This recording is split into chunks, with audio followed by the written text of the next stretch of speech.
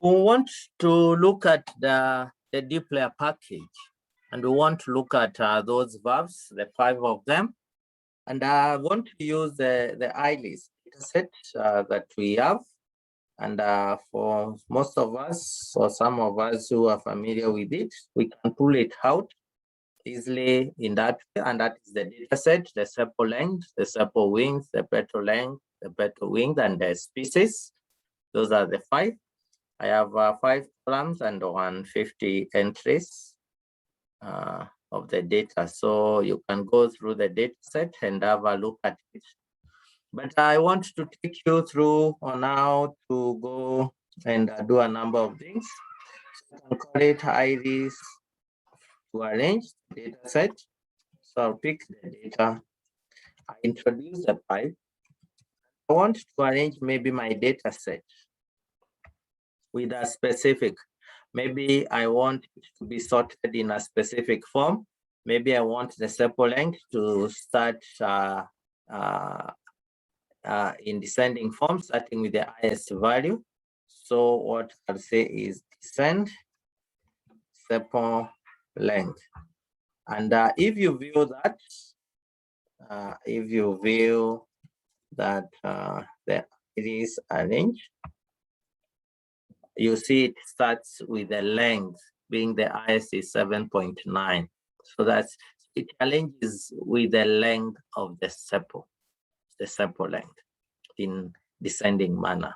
So that is one of them. That is the arrange. And then I could also filter. I could always also do this filter. I can use the command to filter.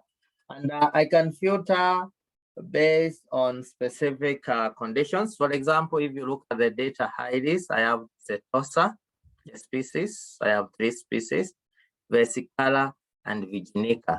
So maybe I want to filter using Setosa. So I just say filter the data, and then I specify that I would be interested that the species. You can see, so I just say species is equals to Setosa. What it does basically is it filters every other data.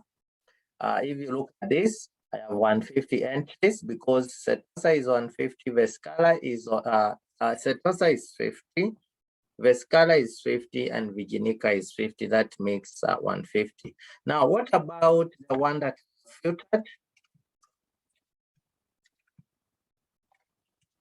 What happens? Let's find out. They're only 50. It only filters with Setosa. So that's how I can use the filtering to give me more power into my data. The third one is to mutate. I call it this mutate. So I take my original data, I create a pipe. And maybe what I want to do this time is I want to divide the sepal length and the sepal wing, for example. And then I create another column. I'll call it sepal dot length dot wing, and then I'll say this should be equals to sepal length divided by sepal wing. And so what it does, let me move it down here. What it does is it creates a column. It mutate creates for you a new column. And we can also view that. That's what we have. And that makes life a little bit easier. So what it does is takes the length and the width, 3.1 divided by 3.5. It has created another column for me with the entries that I have. And therefore, that's what the purpose of mutate is. It has created for me another column. The fourth one we have now is rename. For example, I can decide to rename the columns, particularly, for example, the last column that I have created there. I can rename it. I can do it in a separate, or I just pipe and then say the name. The purpose of this is I want to change the name of the column that I have so that I come up with a new column name, maybe a more fancy name than what I have, or something similar to that, so that it gives me something of a feel. So for example, I can say I want to rename sepal length winged. Maybe I want to call it something like LW, for example. And let's see what if it's going to work. So it's complaining, meaning maybe I should have done things the other way, not that way. So I should give it the name. So if I view, so I say it is mutate. Now what happens? It's no longer called the old name, but I've given it a new name. I've called it LW, length winged, or I could have called it sepal LW. So I say sepal dot LW length winged is equals to that. So I've changed the old name and I've renamed and given it a new name. So the renaming helps us to pick and a column and change the name of the column. I can change as many columns as I wish.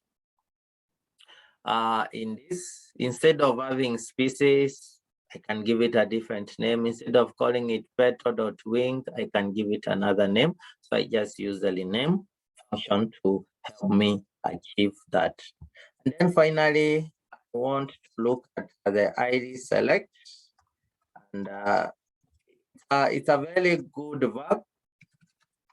It helps me select specific columns. For example, I'm only interested in the length and the species, or the length I get alone.